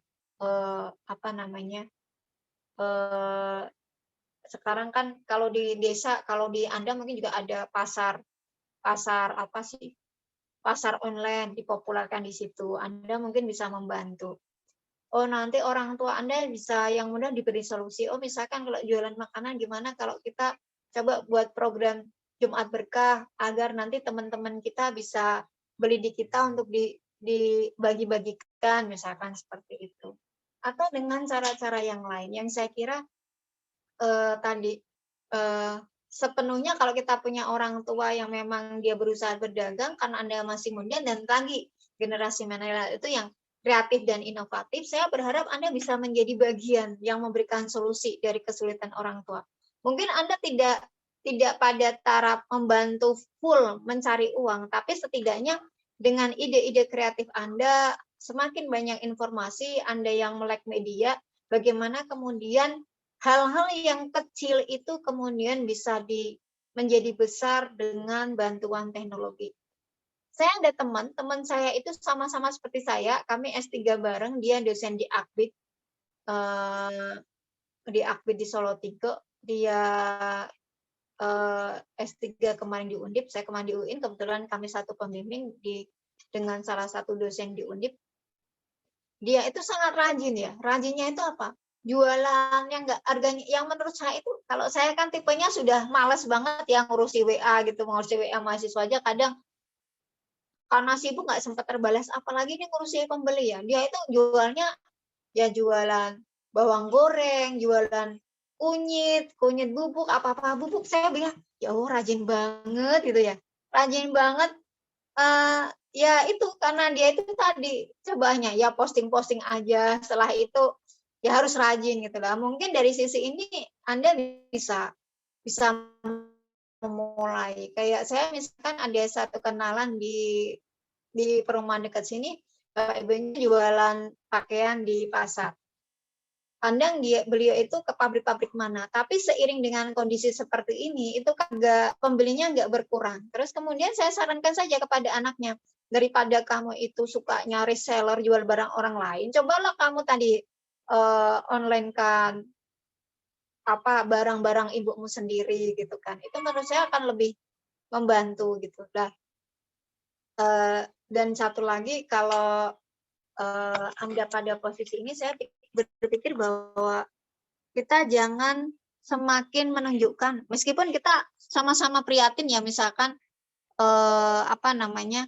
Faisal sama-sama prihatin karena kondisi ibu saya begini gitu. Kita coba jangan tunjukkan kesedihan yang sama gitu ya. Jangan tunjukkan kesedihan itu pada orang tua kita, tapi kita harus bisa menjadi komunikasinya terapeutik, kita bisa menjadi pelipur lara, kita bisa ngadem-ngademi lah, meskipun sebenarnya kita cukup ikut pusing juga misalkan ya, tapi cobalah bagaimana kita ikut bagian dari mencerahkan mereka, agar mereka itu tidak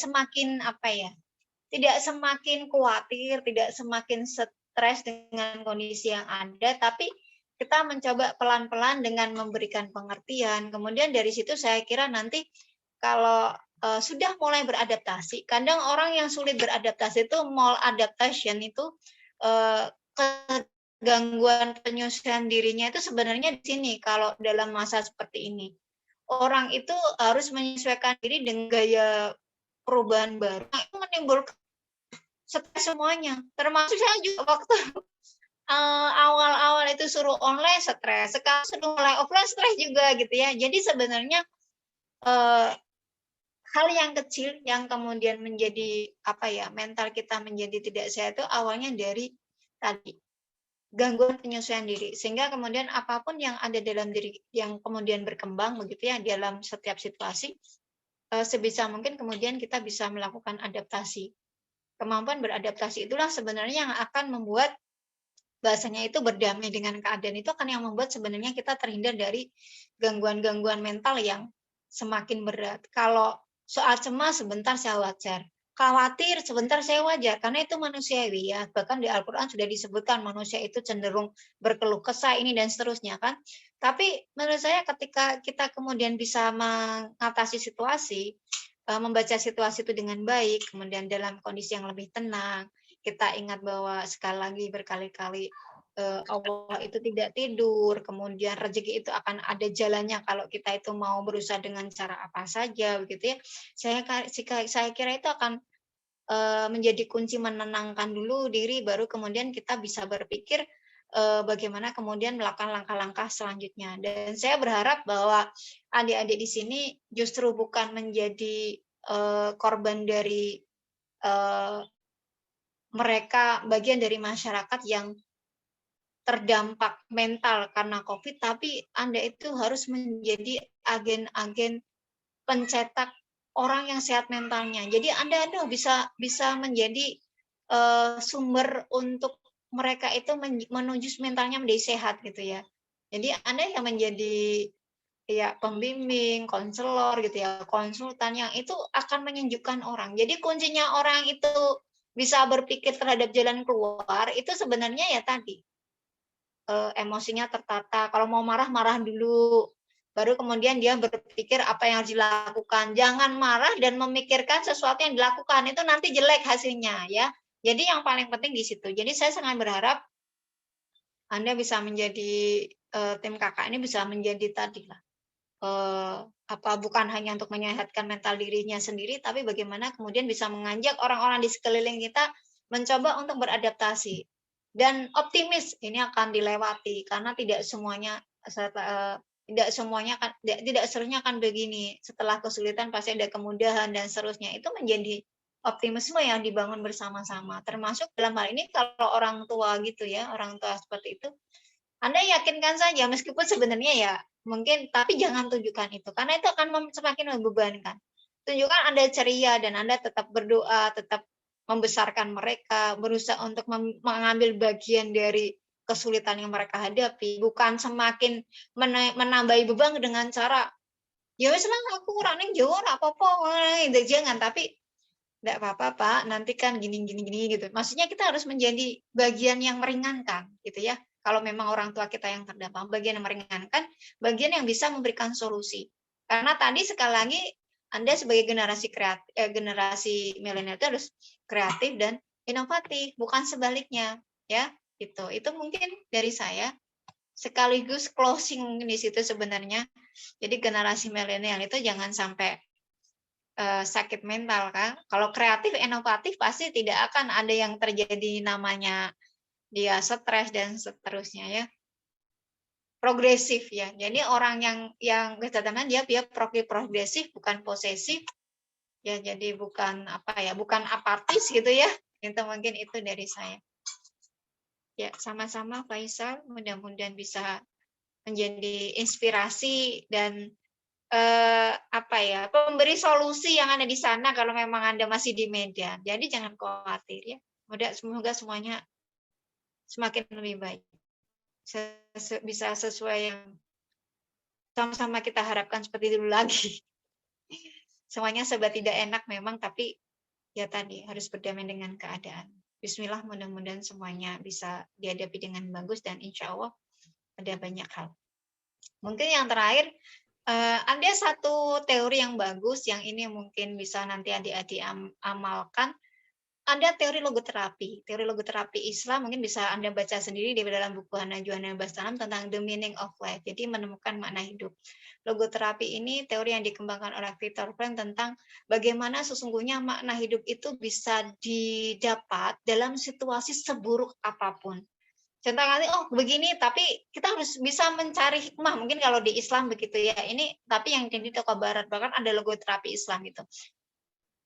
Viktor Frankl ini salah satu tokoh yang dia itu menjadi korban nazisme Hitler waktu zaman itu. Jadi dia meninggal di penjara, dia disiksa dan seterusnya sampai dia melakukan teror. Ternyata dalam situasi apapun, seberat apapun penderitaan manusia, pasti ada the meaning of life-nya, ada makna hidup yang harus didapat. Dan makna hidup itu tidak akan tiba-tiba datang. Seperti kita, hikmahnya apa sih? Nggak tiba-tiba hikmah datang, tapi memang hikmah itu harus dicari. Dan disitulah sebenarnya nanti the meaning of life itu akan bisa jadi kekuatan yang membangun kelemahan diri seseorang, sebagaimana yang dialami oleh si Viktor Frankl tadi ketika di Nazi Seminar. Justru dia itu menjadi luar biasa. Meskipun dia ada di penjara dengan berbagai kekejamannya zamannya Hitler waktu itu gitu ya. Dan saya kira kita sebagai orang muslim punya banyak nilai-nilai untuk membangun itu ya. Kita sama-sama belajar. Saya juga masih belajar.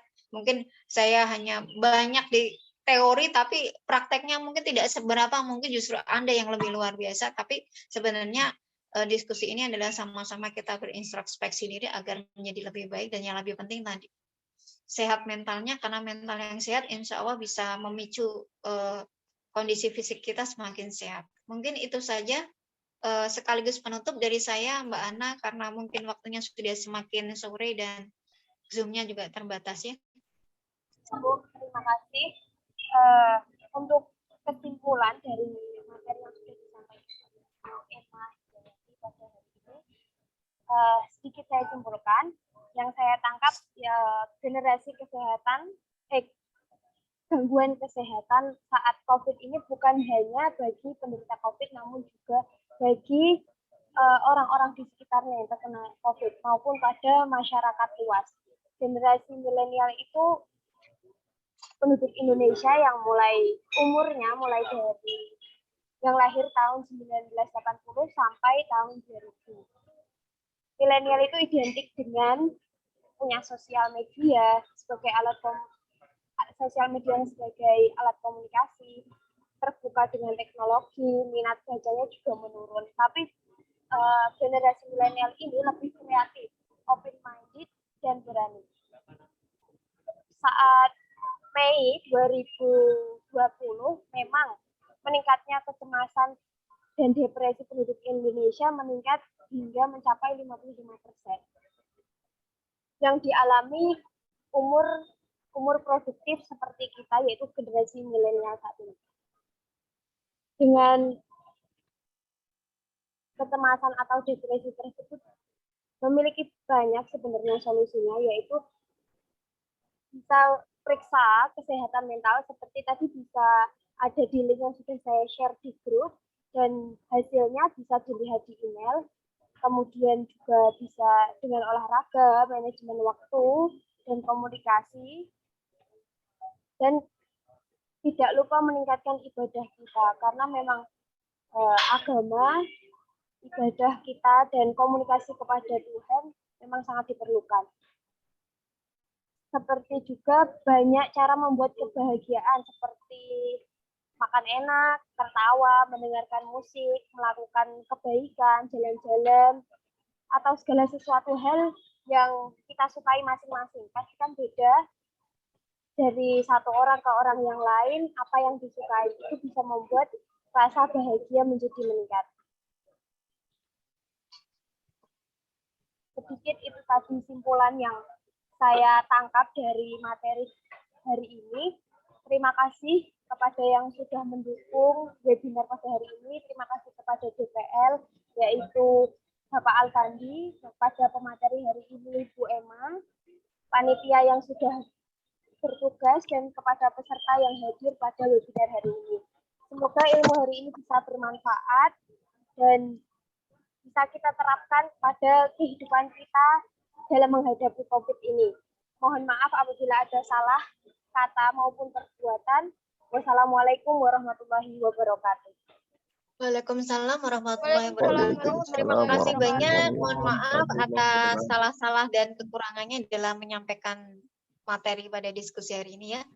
Saya mohon pamit. Salam sehat, bahagia, dan sukses selalu untuk adik-adik dan keluarga semua yang ada di rumah. Ya Bu, sebelumnya mau foto bareng dulu Bu. Lagi. Gimana?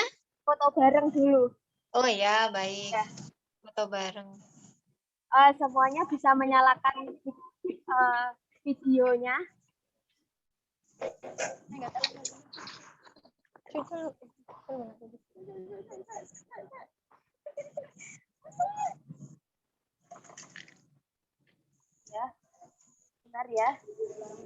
iya kan. 1, 2, 3. Terima kasih kepada peserta hari ini. Boleh live, nanti sertifikatnya saya share di grup dan kepada 3 penanya akan mendapatkan door prize pulsa. Terima kasih. Ya, baik, terima kasih semuanya. Saya pamit. Monggo. Terima kasih, Bu. Terima kasih, Bu. Ye, sami-sami, monggo. Ye, sami-sami. Assalamualaikum warahmatullahi wabarakatuh. Baik. Assalamualaikum semuanya. Assalamualaikum warahmatullahi wabarakatuh.